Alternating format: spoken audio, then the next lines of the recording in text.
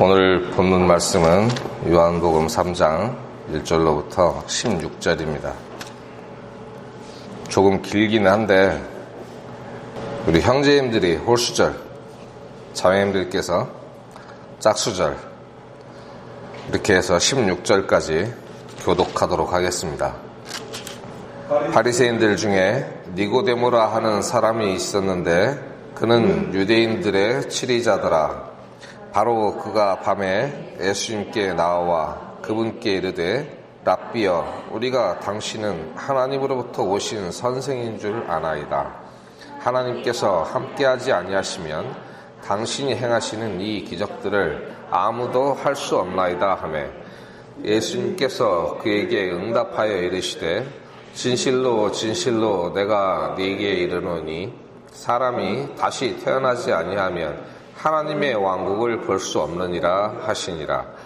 니고데모가 그분께 이르되 사람이 늙으면 어떻게 태어날 수 있나이까?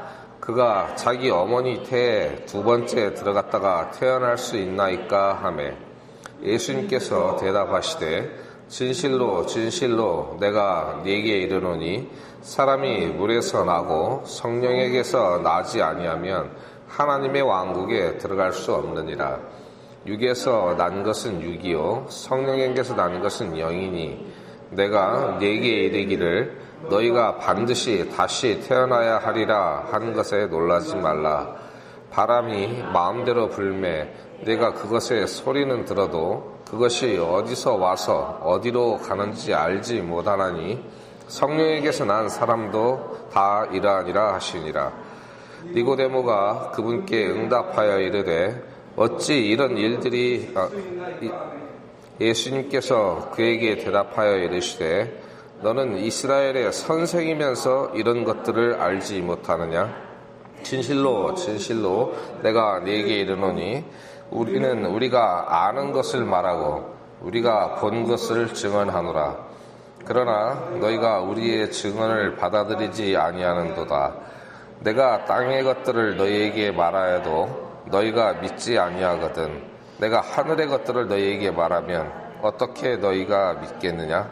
하늘로부터 내려온 자, 곧 하늘에 있는 사람의 아들 외에는 아무도 하늘에 올라가지 아니하였느니라.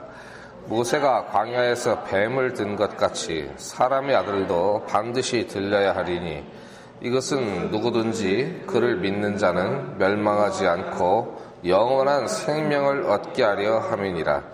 하나님께서 세상을 이처럼 사랑하사 자신의 독생자를 주셨으니 이것은 누구든지 그를 믿는 자는 멸망하지 않고 영존하는 생명을 얻게 하려 하심이라.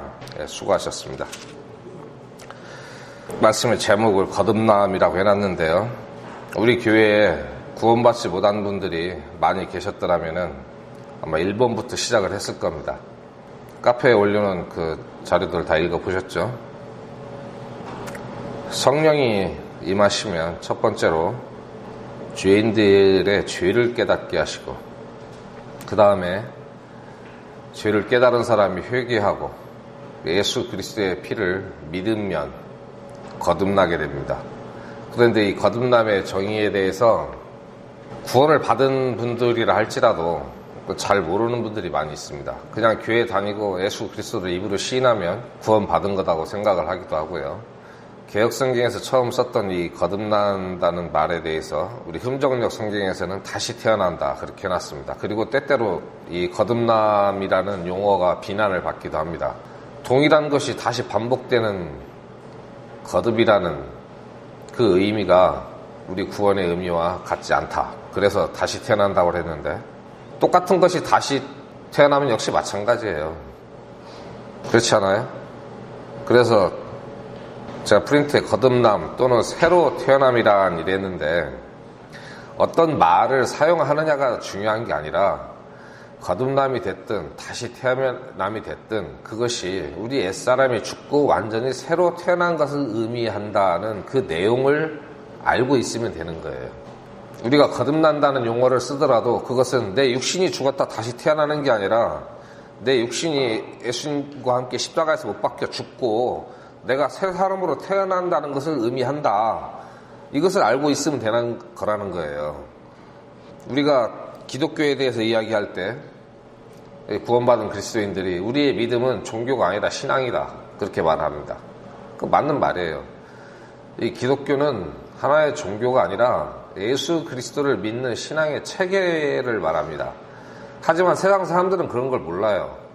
우리가 그 국어에서 시, 소설, 수필, 산문 이런 걸 다 합쳐서 문학이라고 하듯이 종교가 됐건 신앙 체계가 됐건 사람들은 그냥 다 종교로 생각을 해요.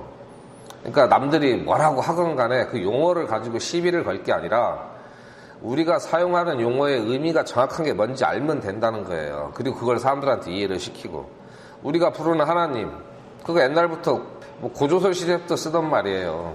하나님, 하느님, 한울림, 한님, 하늘에 계신 신을 표현하는 여러 가지 그 단어가 있는데, 그 중에 우리가 믿는 신, 구약성경에 기록된 주 여호와, 이분을 우리가 하나님이라고 하자 그렇게 정한 거예요.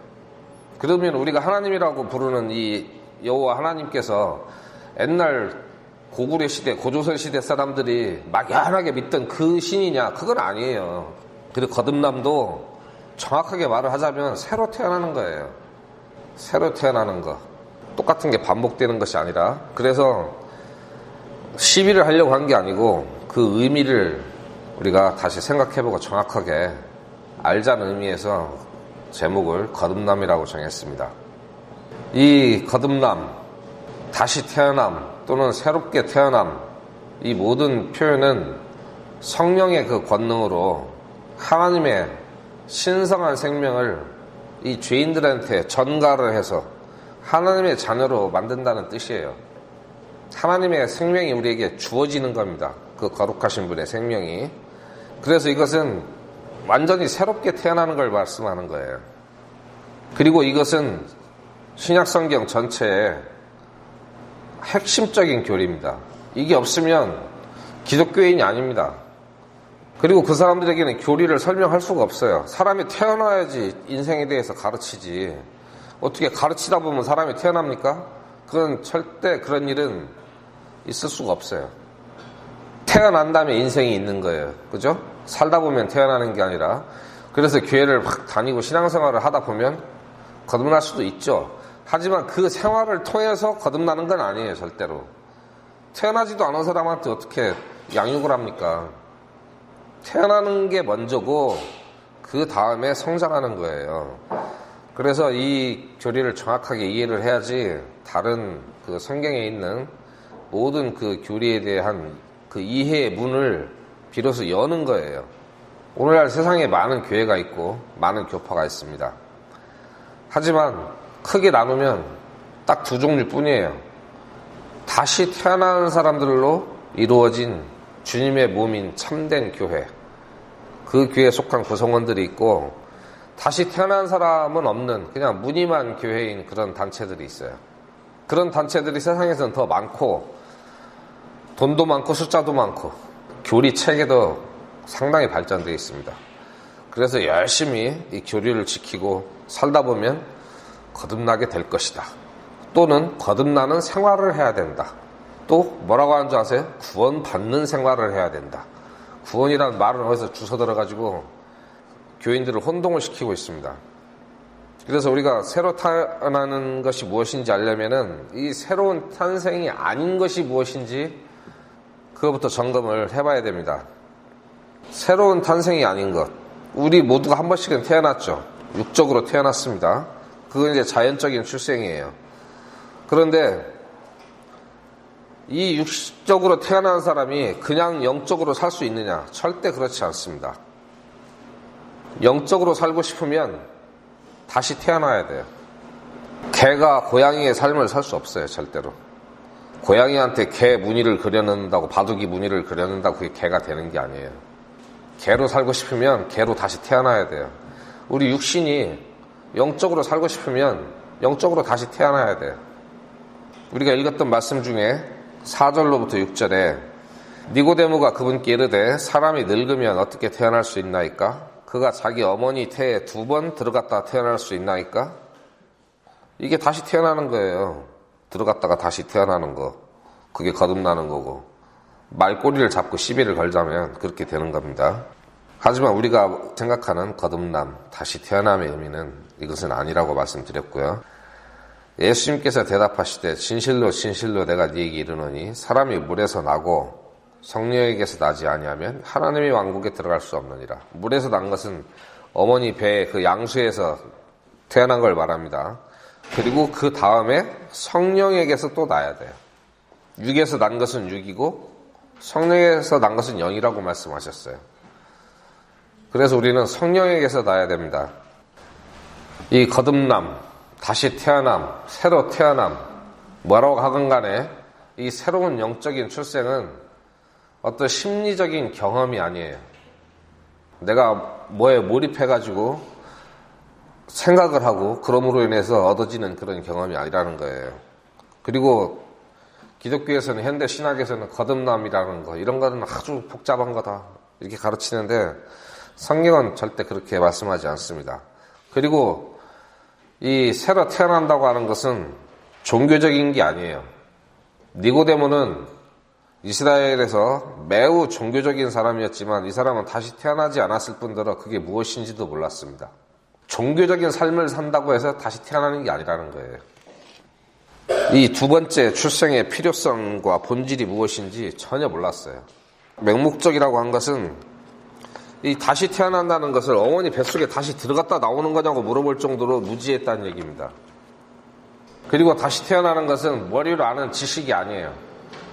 이 사람이 유식하고 많이 안다고 해서 거듭나는 게 아니라는 것입니다. 그리고 요즘 우리나라에서 구원받은 사람들이 이런 위험성이 있는데 지식 구원, 이것도 구원이 아니에요. 단순히 예수님께서 십자가에서 못 박아 죽으셨는데 그게 우리 죄를 위해서 그런 거래. 그래서 우리는 다 용서 받았대. 그걸 아는 게 그게 구원이 아니라는 거예요. 그냥 지식적으로 듣고 알고 있는 거, 그건 구원이 아니에요.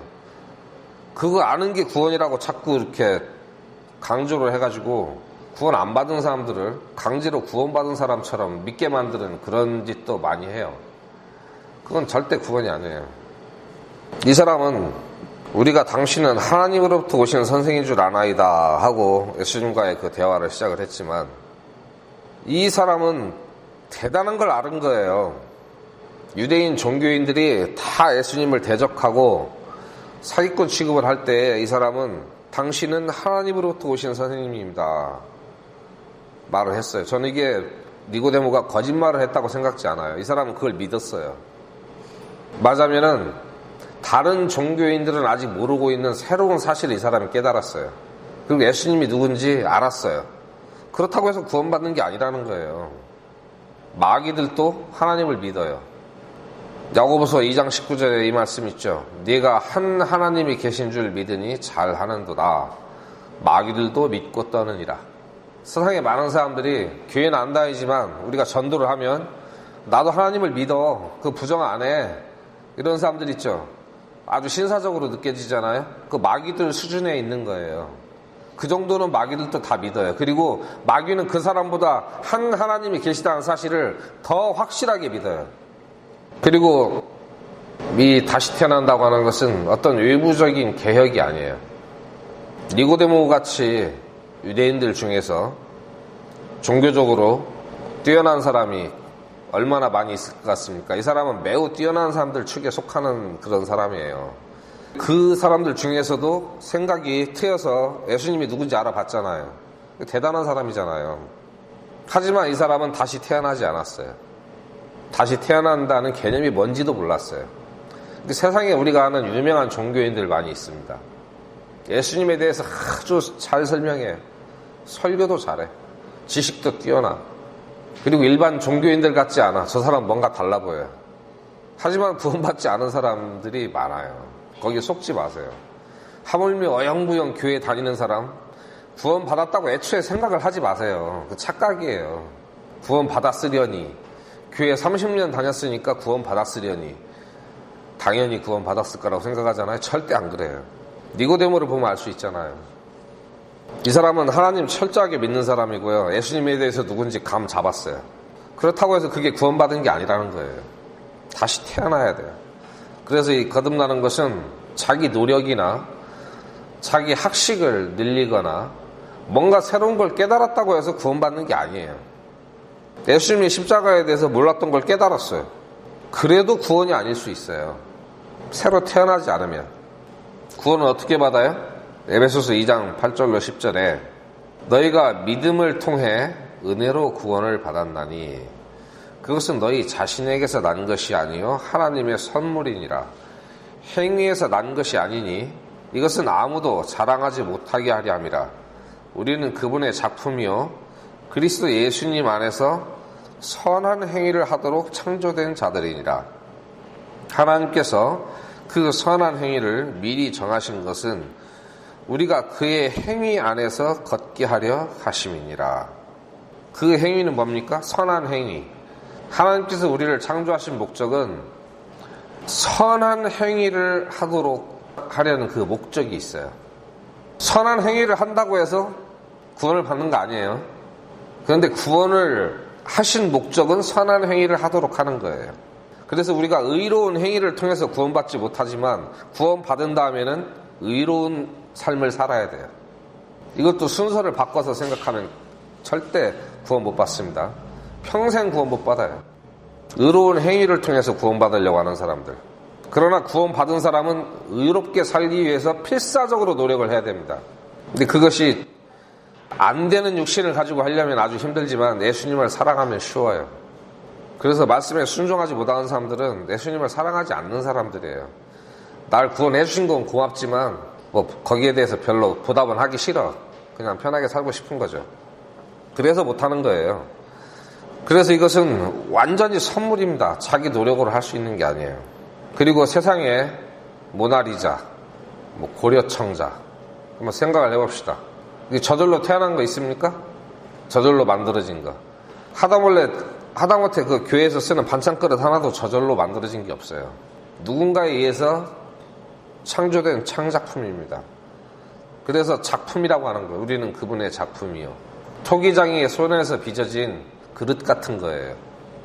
그래서 이 그릇은 처음부터 자기가 그릇으로서의 기능을 할 수 있는 게 아니라 토기장이가 그릇을 만들고 난 다음부터 그 만든 목적에 따른 기능만을 할 수 있는 거예요. 빌립보서 2장 12절로 13절 말씀 보겠습니다. 그러므로 나의 사랑하는 자들아 너희가 항상 순종한 것 같이 내가 있을 때뿐 아니라 지금 내가 없을 때에도 더욱더 순종하여 두려움과 떨림으로 너희 자신의 구원을 일하여 드러내라. 너희 안에서 일하사 자기가 참으로 기뻐하는 것을 원하게도 하시고 행하게도 하시는 분은 하나님이시니라.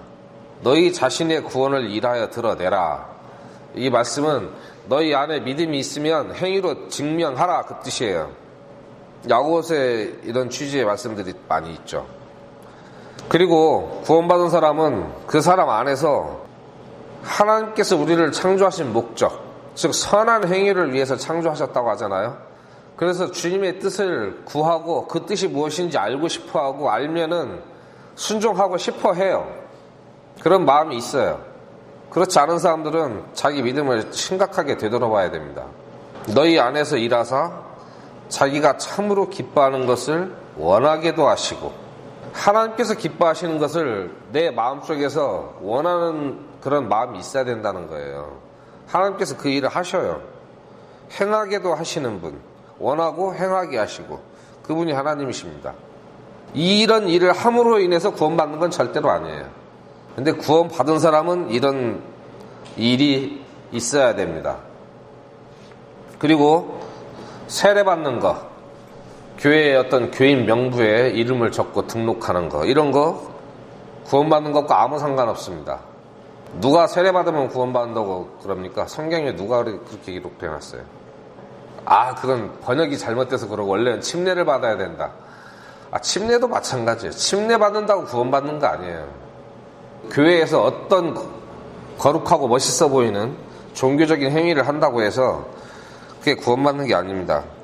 디도서 3장 5절 말씀해 보면 그분께서 우리를 구원하시되 우리가 행한 의로운 행위로 하지 아니하시고 오직 자신의 긍휼에 따라 다시 태어남의 씻음과 성령님의 새롭게 하심으로 하셨고, 다시 태어남의 씻음과 성령님의 새롭게 하심은 이게 병행구절입니다. 같은 뜻이에요. 그리고 예수님께서 대답하시되, 니고데모한테 아까 대답하신 내용이에요. 예수님께서 대답하시되 진실로 진실로 내가 네게 이르노니 사람의 물에서 나고 성령에게서 나지 아니하면 하나님의 왕국에 들어갈 수 없느니라 그랬죠.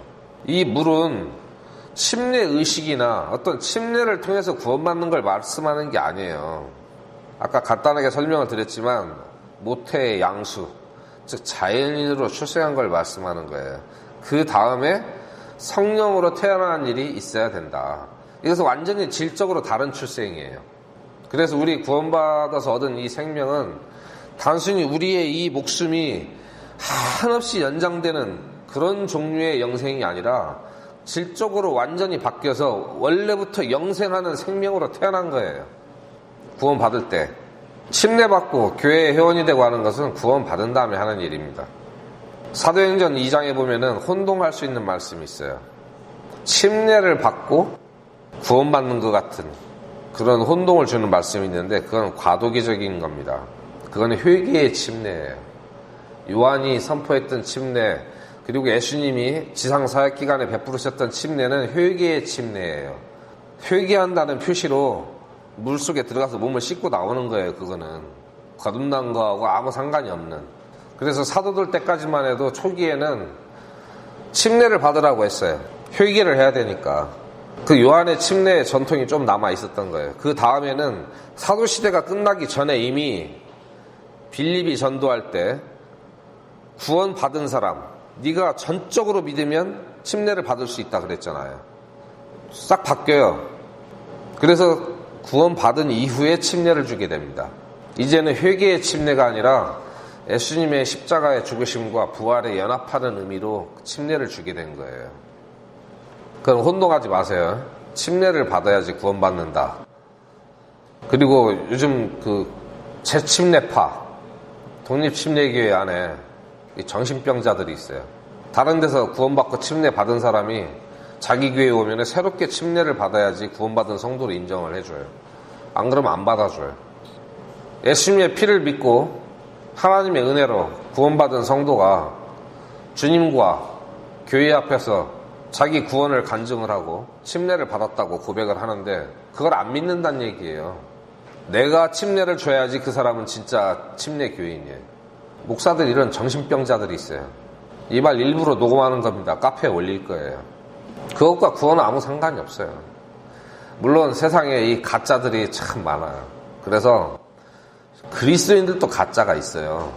구원을 안 받았는데 자기가 구원을 받았다고 하고, 구원 받기 전에 침례받은 것과 구원 받은 후에 침례받는 것을 혼동하는 사람들이 많이 있어요. 그래서 이런 것 저런 거 따지려면 머리가 아프니까 그냥 우리 교회 오는 사람 무조건 다시 침례받아라. 뭐 그 뜻은 취지는 이해를 하는데, 자기의 그 편의성, 이것 때문에 분명히 구원받은 성도가 하나님과 교회 앞에서 간증을 하는데 그거를 인정을 안 해준다는 것은, 이건 상당히 심각한 문제가 있는 거예요. 자기가 하나님께서 제정하신 이 교회의 전통과 질서를 뜯어 고치는 거예요.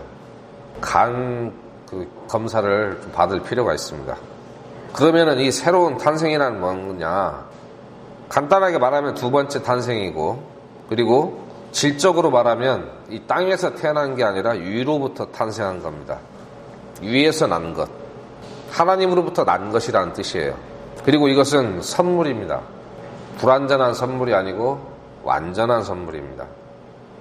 야고보서 1장 17절에 모든 좋은 선물과 모든 완전한 선물은 위에서 오며 빛들의 아버지로부터 내려오거니와 그분께는 변함도 없고 휴전하는 그림자도 없느니라. 모든 완전한 선물은 위에서 옵니다. 거듭난 것은 선물이에요. 하나님께서 우리에게 주신 선물, 그리고 그것은 절대 행위로는 안 되고 오직 은혜로만 됩니다.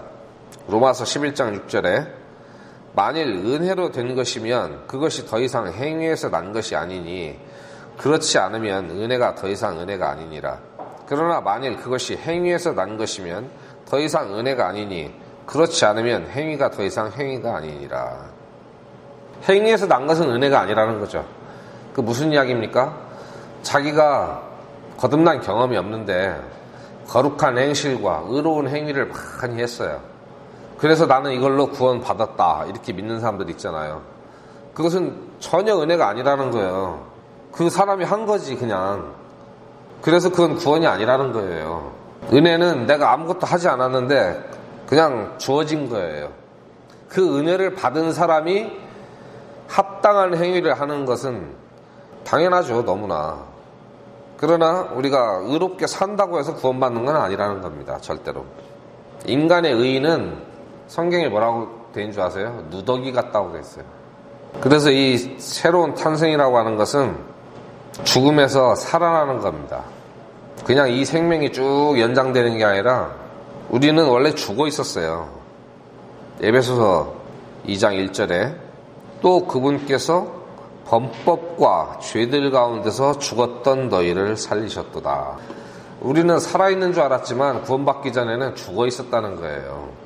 지난 시리즈에서 우리가 에베소서 말씀 한 2달 공부했죠. 거의 다 아실 걸로 생각이 됩니다. 본질적으로 사람은 영적으로 죽어 있지만 새로운 탄생으로 우리는 새로운 그 삶의 길로 올라가는 겁니다. 우리가 믿음으로 예수 그리스도의 죽으심과 부활에 연합하는 것, 그것이 진짜 침례의 의미죠. 그래서 우리가 로마서 6장 4절에 그러므로 우리가 죽음 안으로 침례를 받아 그분과 함께 묻혔나니 이것은 그리스도께서 아버지의 영광을 힘입어 죽은 자들로부터 일으켜진 것 같이 우리도 생명의 새로움 속에서 걷게 하려 함이라. 죽음 안으로 우리는 침례를 받았습니다. 예수님과 함께. 그리고 아버지께서 예수 그리스도를 죽은 자들 가운데서 일으켜 세우셨을 때 우리도 같이 일으킴을 받은 거예요. 그 목적은 뭐냐? 우리가 생명의 새로움 속에서 살게끔 하시기 위해서. 걷는다, 이거 사는 걸 말하는 거예요. 우리는 완전히 새로운 그 생명 속에서 삽니다. 그래서 하나님의 거룩하신 본성에 참여하는 자가 됩니다. 왜? 애것은 죽었으니까요. 얼마 전에 그 유튜브 설교에서 봤는데 사람은 고쳐서 못 쓴다. 맞는 말이에요. 죽어야 쓸 수 있다. 하나님도 우리를 그렇게 만드신 겁니다. 예수님 안에서 죽이시고 예수님 안에서 다시 살리셨어요. 육신으로 죽고 영으로 새로 태어난 거예요. 완전히 새로운 생명이죠. 그래서 이 새로운 탄생, 거듭남, 다시 태어남, 뭐라고 표현을 하든 간에 이것은 우리 인격 안에서 예수 그리스도의 삶이 시작되는 거예요. 우리 안에서. 주님께서 우리 안에서 살아가시는 거예요. 우리는 주님 안에서 살아가고 주님은 우리 안에서 살아가시고. 그게 신앙생활입니다. 베드로후서 1장 4절에 그것들로 말미암아 지극히 크고 보배로운 약속들이 우리에게 주어졌나니 이것은 너희가 이 약속들을 힘입어 정욕으로 인해 세상에 있게 된 썩을 것을 피하여 하나님의 본성에 참여하는 자가 되게 하려 함이니라. 하나님은 우리의 옛 본성을 고치거나 패치를 하시는 게 아니에요. 패치가 뭔지 아시죠? 붙여넣기. 그렇게 해가지고는 그 본질이 바뀌질 않아요. 하나님께서는 우리에게 완전히 새로운 생명을, 새로운 출생을 우리에게 주셔서 새로운 생명을 주십니다. 요한복음 1장 11절로 13절에 그분께서 자기 백성에게 오심에 그분의 백성이 그분을 받아들이지 아니하였으나 그분을 받아들인 자들 곧 그분의 이름을 믿는 자들에게는 다 하나님의 아들이 되는 권능을 그분께서 주셨으니 이들은 혈통으로나 육신의 뜻으로나 사람의 뜻으로 나지 아니하고 오직 하나님에게서 태어난 자들이니라. 뭐라고 있습니까? 오직 하나님에게서 태어났다. 우리 육신의 조상, 내 잘난 가문 혹은 못난 가문 혹은 뭐 내 뛰어난 육체, 이거하고 아무 상관이 없다는 거예요. 오직 하나님에게서 태어났습니다. 이것은 매우 큰 변화예요.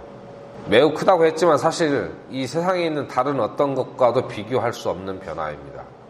달리 표현할 말이 없어요. 그래서 매우 크다 그랬는데, 고린도후서 5장 17절하고 로마서 6장 4절 그리고 갈라디아서 6장 15절을 세 군데를 쭉 비교를 해보면, 먼저 고린도후서 5장 17절에 그런즉 누구든지 그리스도 안에 있으면 그는 새로운 창조물이라. 옛 것들은 지나갔으니 보라 모든 것이 새롭게 되었도다 그랬습니다. 이것은요, 우리가 윈도우에 뭐 패치를 하거나 업그레이드를 하거나 이런 게 아니에요. 이거 완전히 도스가 윈도우로 바뀐 것 같은 거예요. 판이 바뀐 거예요. 이전에 그 시스템이 아니에요. 이해하시겠죠?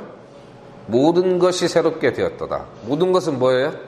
하나도 빠짐없이 다 새롭게 됐어요. 옛날 거는 하나도 없습니다. 다음 로마서 6장 4절 그러므로 우리가 죽음 안으로 침례를 받아 그분과 함께 묻혔나니 이것은 그리스도께서 아버지의 영광을 힘입어 죽은 자들로부터 일으켜진 것 같이 우리도 생명의 새로움 속에서 걷게 하려 함이라. 우리가 예수님을 믿었을 때, 정확히 말하면 십자가에서 흘리신 예수님의 피의 그 공로를 믿었을 때 예수님께서 묻혀서 장사 지낸 것처럼 우리도 그때 같이 죽었다 이 말이에요. 그 이유는 다시 일으켜서 생명의 새로움 속에서 걷게 하려 함이라. 다음 갈라디아서 6장 15절 그리스도 예수님 안에서는 할례나 무할례가 아무 효력이 없고 새로운 창조물만 있느니라. 그 이전에 내가 율법을 지키던 사람이었느냐, 율법을 모르던 이방인이었느냐, 이건 상관이 없다는 거예요. 이건 상징적인 말씀인데 어떤 종류의 인간이었든지 관계없다는 거예요. 그건 아무 효력이 없다. 내가 세상에서 얼마나 못났는지 잘났는지 그것도 아무 소용이 없다는 겁니다. 우리는 거듭나면, 구원받으면, 다시 태어나면, 새로 태어나면 새로운 창조물이라는 거예요. 왜? 새로 태어났으니까. 그러면 우리는 이 새로운 탄생이 왜 필요하냐? 그게 필요하다고 예수님께서 말씀하셨어요. 어떤 사람들은 그럽니다. 명색이 신학 교수라고 하고 목사라고 하는 사람이 구원받는 게 뭐가 그렇게 어렵나 그래. 입으로 예수님을 그리스도라고 시인하면 구원받는다고 성경에 써있는데. 그래서 그냥 입으로 시인만 하면 구원을 받는데요. 요즘은 옛날 같지 않아요. 안 믿고도 얼마든지 입으로 시인하는 세상이에요. 많은 사람들이 그렇게 합니다. 예수님께서 뭐라고 하셨냐면은 아까 읽었던 말씀 중에 요한복음 3장 3절에 예수님께서 그에게 응답하여 이르시되 진실로 진실로, 매우 중요한 진실이라는 겁니다. 두 번 말씀하신 것은 진실로 진실로 내가 네게 이르노니 사람이 다시 태어나지 아니하면 하나님의 왕국을 볼 수 없느니라. 다시 태어나지 않으면 하나님의 왕국에 갈 수가 없어요. 볼 수도 없는데 어떻게 가겠어요. 본다는 것은 그냥 눈으로 보는 것만 말하는 게 아니에요. 거기에 사는 걸 말하는 거예요. 우리가 외출할 때 우리 애기들이 아빠 어디가 그러면 아빠 일 보러 가. 그럼 일 보기만 하고 그냥 와요? 그 일을 내가 한다는 거예요. 그거는 하나님의 왕국을 본다는 것은 들어가 산다는 걸 말하는 거예요. 영화는 보고 오죠. 영화 보러 가 그러면 진짜 영화 보고만 오죠. 영화 만들진 않잖아요. 근데 일 보러 가 하면은 그 일에 내가 참여해서 일을 한다는 거예요. 우리가 하나님의 왕국에 들어가기 위해서 반드시 다시 태어나야 됩니다. 우리는 참 다행이죠. 이 다시 태어남이 얼마나 필수적이냐면 우리는 이 본성이 타락해 있기 때문에 이걸 고쳐서 쓸 수가 없어요. 종교 개혁 아시죠? 종교 개혁. 이게 왜 제대로 안 된 건 줄 아세요? 개혁이라고 하는 것은 고칠 개, 가죽 혁. 그래서 외모만 바꾼다는 게 그게 개혁이에요. 가죽만 바꾼 거니까 속에 뼈와 살과 내장은 그대로 있는 거예요. 심장도 그대로고. 그래서 가톨릭에서는 개신교를 뭐라고 하냐면은 천주교에서 시스템만 바꾼 것이다. 이렇게 주장을 합니다. 그 말이 틀린 게 아니에요. 교황 중심주의에서 새끼 교황들 중심으로 시스템만 바뀌었어요. 그래서 각 교회 목사들이 자기가 교황 정도 되는 줄 알잖아요. 다 하나님의 대리자. 우리가 다시 태어났다, 구원받았다, 이것은 개혁이 아니고 이건 혁명이에요. 혁명이 뭔지 아세요? 가죽 혁자, 목숨 명자. 껍데기하고 속을 다 바꿨다는 거예요. 그게 혁명이에요. 그래서 나라에서도 개혁을 하면은 정권은 안 바뀌고 제도만 바뀝니다. 근데 혁명을 하면은 왕이나 대통령이 바뀌어요. 목숨이 바뀌는 거예요. 그래서 우리 구원받는 것은 이건 단순한 개혁이 아니고 혁명이에요. 껍데기와 속까지 완전히 싹 바꾸는 거예요.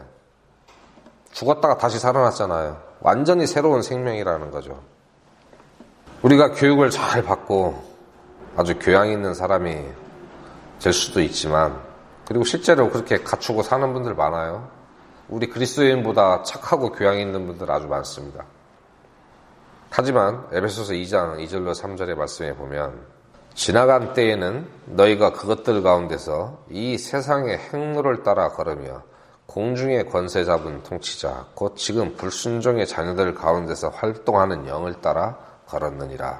즉 무슨 얘기예요? 마귀를 따라서 살았다, 그 뜻입니다.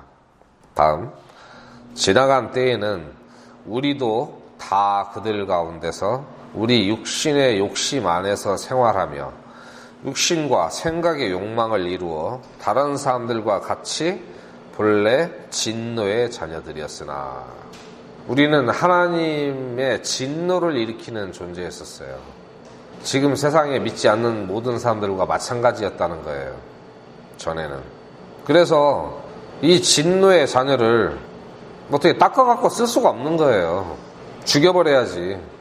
그래서 예수님 안에서 심판을 하신 거예요. 그리고 예수님 안에서 다시 살리신 겁니다. 그리고 우리는 이미 본질적으로 영적으로 죽어 있었어요. 그래서 새로 태어날 필요가 있었습니다.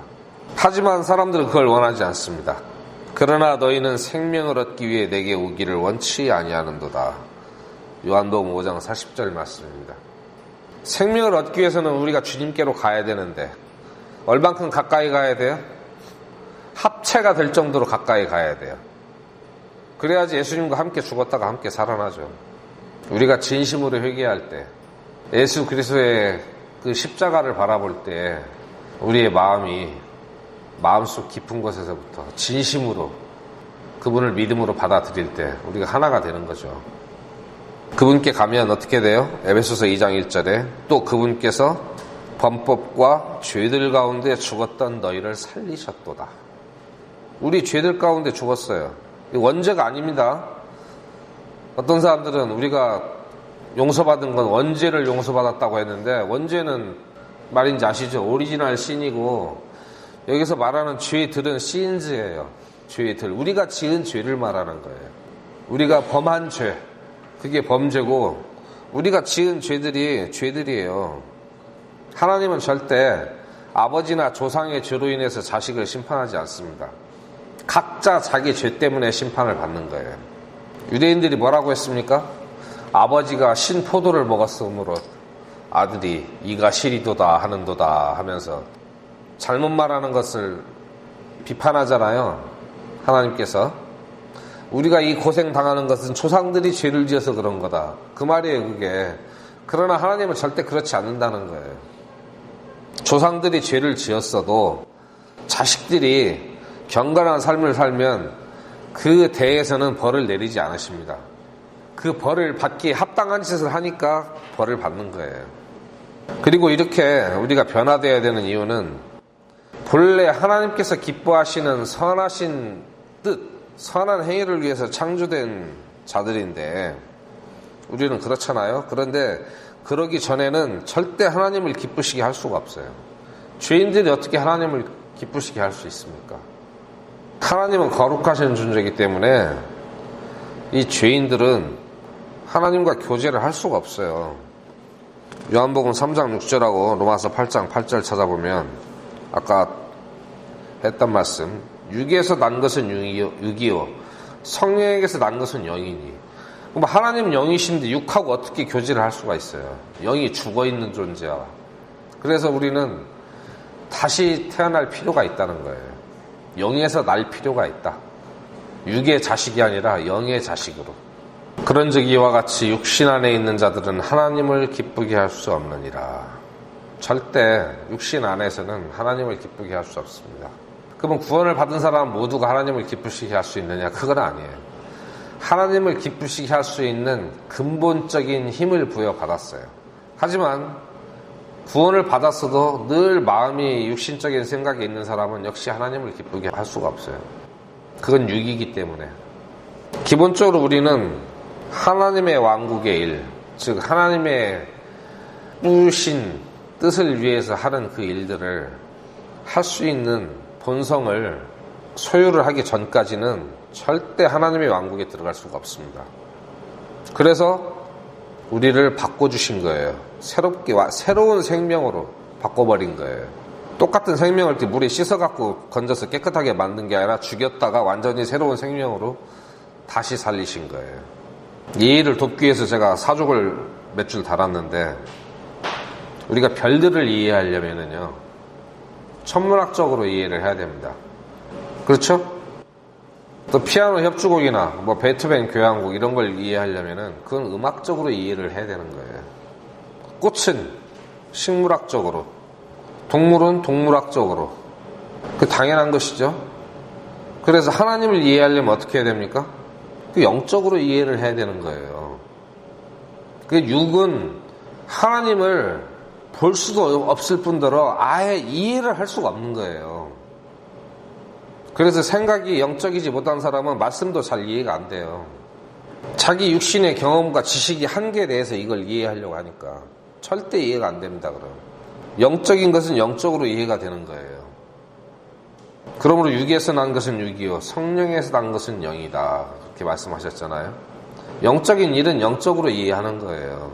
그래서 말씀이 잘 이해가 안 된다, 그럼 아직 내가 영적이지 못하구나 이렇게 생각하면 돼요. 그리고 노력하면 됩니다. 말씀을 많이 읽고 배우고 하다 보면 되는데 뭐 안 되면 어쩔 수 없는 거예요. 니고데모가 예수님께서 하신 말씀을 이해할 수 없었어요. 그럼 예수님이 잘못 말한 거예요? 저 사람은 내가 이해할 수 없는 말을 한다. 그 말은 그렇게 하지만 속뜻은 저 사람이 말 잘못했다 그 뜻이거든요. 니고데모의 기준으로 판단하면 안 됩니다. 예수님의 기준으로 생각을 해야죠. 다음, 이 새로운 탄생은 언제 어떻게 이루어지는가? 첫 번째가 이건 성령으로 되는 겁니다. 예수님께서 아까 말씀하신 내용 우리가 읽어봤었죠. 육으로 난 것은 육이고, 디도서 3장 5절에 보면 그분께서 우리를 구원하시되 우리가 행한 의로운 행위로 하지 아니하시고 오직 자신의 긍휼에 따라 다시 태어남의 씻음과 성령의 새롭게 하심으로 하셨고, 다시 태어남의 씻음과 성령의 새롭게 하심, 이게 같은 말이에요. 마음으로 믿고 입으로 시인하는 거와 같은 그런 그 복합적인 구절이에요. 그리고 아까 읽었던 요한복음 1장 말씀 중에 13절, 이들은 혈통으로나 육신의 뜻으로나 사람의 뜻으로 나지 아니하고 오직 하나님에게서 태어난 자들이니라. 우리는 하나님에게서 태어난 하나님의 자녀들입니다. 그래서 우리는 새로운 탄생이 사람의 일이 아니라는 것을 알 수 있습니다. 이건 하나님께서 하시는 일이에요. 성령 하나님의 역사입니다.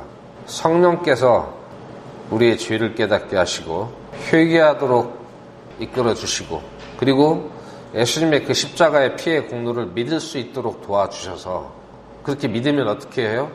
우리가 성령의 침례를 받는 거예요. 그래서 어떻게 죽음으로, 예수님의 죽음으로 같이 침례를 받은 거예요. 믿음이, 내 마음이 예수 그리스도와 연합이 됐기 때문에. 그것을 도와주시는 분이 성령이시고, 우리로 하여금 그것을 믿을 수 있게 하시는 분도 성령이세요. 그리고 그걸 믿게 되면 어떻게 돼요? 우리를 이끌어 주셨던 그 성령이 우리 안에 들어오시는 거예요. 구원받은 사람에게는 성령이 들어옵니다. 회개하고 주 예수를 믿으라. 그리하면 성령을 선물로 받으리니. 구원 받으면 성령이 들어와요. 이건 불 받는 거 아닙니다. 절대로. 지옥 가는 사람들이 불 받아요. 가라지들이 불로 침례를 받죠. 그리고 이 성령께서 그러면 어떻게 일을 하시느냐?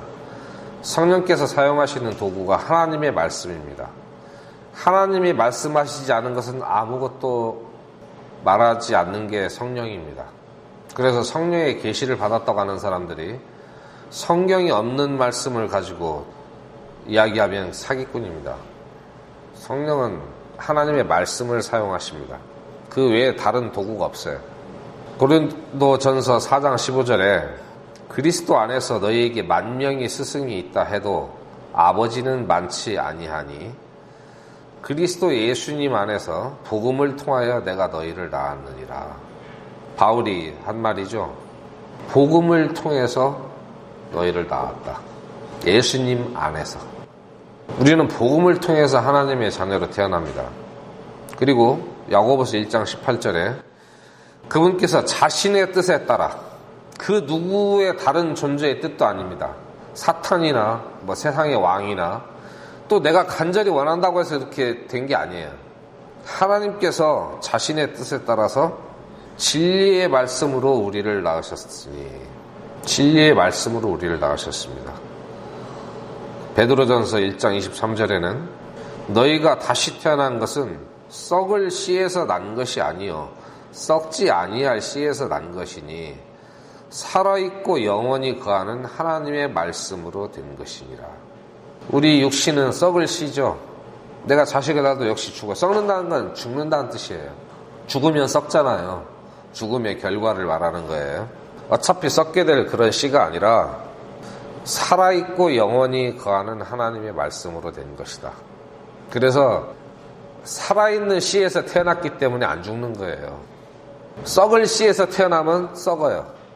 죽게 될 씨에서 태어나면 죽게 되겠죠. 근데 살아있는 하나님의 말씀으로 태어났기 때문에 안 죽고 사는 거예요. 씨가 살아있는 거예요. 하나님의 말씀. 그 말씀이 우리 마음에 심겨져서 우리에게 새로운 생명을 주시는 거예요. 죽지 않는 생명.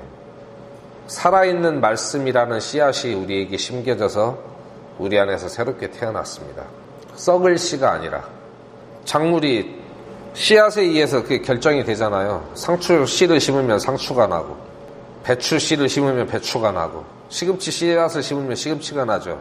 썩을 씨를 뿌리면 썩을 게 태어나고 살아있는 씨를 뿌리니까 살아있는 생명이 태어나는 거예요. 이거는 그냥 시골에서 농사만 지어봤어도 이해할 수 있는 말씀으로 지금 베드로가 설명을 해주고 있는 거예요. 무슨 고상한 학문이 아니라. 사람들이 너무 어려운 걸 많이 배우다 보니까 쉽게 말하면 못 알아듣는 경향이 있어요. 현대인들이. 쉬운 것은 그냥 쉽게 받아들이시면 됩니다. 그리고 믿음에 대한 응답으로 우리가 다시 태어나게 됩니다.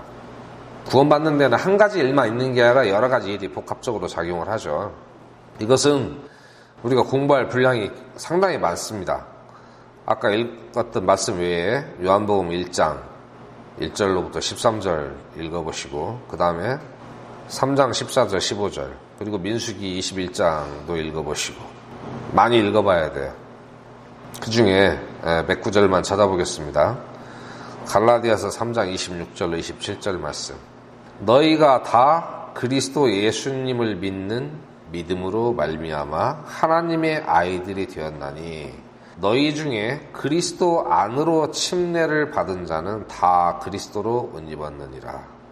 우리가 예수님을 믿음으로 말미암아서 그리스도 안으로 침례를 받았습니다. 이게 영적 침례라고 몇 번 강조해서 말씀드렸죠. 우리가 말씀을 들었을 때 물론 그 과정도 성령께서 계속 도와주십니다. 회개하고 예수 그리스도를 믿는 그 믿음으로 예수 그리스도를 내 개인의 구주로 받아들였어요. 거기에 대한 응답으로 우리에게 하나님께서 새로운 생명을 주시는 거예요. 그래서 우리는 구원을 위해서 다른 어떤 것도 믿어서는 안 됩니다. 내 거룩한 행실, 선행, 길거리에서 내가 휴지를 많이 주었으니까 구원받아 이런 것 절대 없습니다. 오직 그리스도 예수님만으로 우리는 구원을 받습니다. 그리고 이 예수님은 남의 말 하듯이 온 세상의 죄를 위해서 죽어주시고 죄값을 치르셨는데 그 사람들이 그걸 남의 말처럼 이야기를 하는데 자기 개인의 구주로 받아들여야만 돼요. 예수님이 왜 오셔서 왜 죽으셨는지 난 잘 알아. 나 그거 이해해. 이건 절대 구원이 아니에요.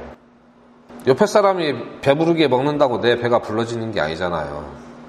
내가 먹어야지 내 배가 부른 거지.